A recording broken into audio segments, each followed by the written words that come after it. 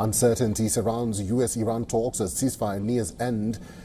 Though Vice President JD Vance-led US delegation is set to travel to Pakistan, Iran has not confirmed that its negotiators will attend the peace talks. Neither the US nor Iran has publicly confirmed the timing of the talks in Islamabad on Thursday. In the latest, President Donald Trump says Iran has no choice but to send delegates to Pakistan for talks with the US.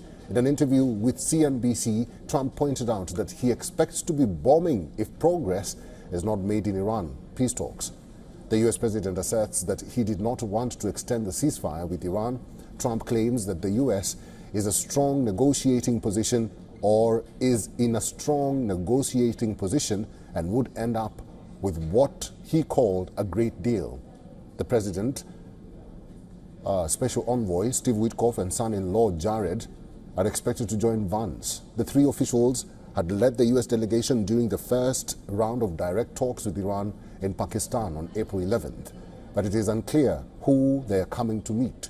Tehran says no delegation from Iran has departed for Islamabad. Iranian officials say they feel the Trump administration has not acted in good faith in negotiations and has refused to back down from what it calls excessive demands. Iran's parliament speaker Mohammad Ghalibaf says the country will not accept talks under the shadow of threats from the US leader and would show new cards on the battlefield if the war resumes. Iran is reportedly planning a single coordinated strike that could wipe out 32% of global oil supply if the war resumes, according to Tasnim news agency. The targets could be Yanbu pipeline in Saudi Arabia. It is the artery connecting Saudi oil fields to the Red Sea.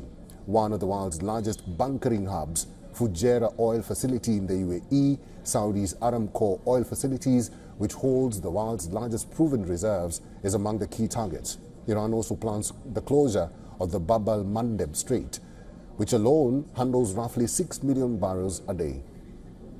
Pakistan is racing against time and the odds to try to convince Tehran to join talks with the US aimed at ending their war now in its 8th week. But Pakistani officials close to the mediation efforts remain cautiously hopeful that Iran might send a negotiating team for the talks by Wednesday. Pakistan is making elaborate arrangements for the high-stakes talks. Serena Hotel in the capital city has been fortified, which is the expected venue for the next round of talks. The hotel has been wrapped in barbed wire. It has also asked all guests to vacate. Police and the army officers have secured main streets around Islamabad. All tourist sites have been shut for security reasons to avoid overcrowding. At least 9 US aircrafts have landed in Pakistan over the past 3 days, bringing personnel and equipment to be used by the Vance-led negotiating team.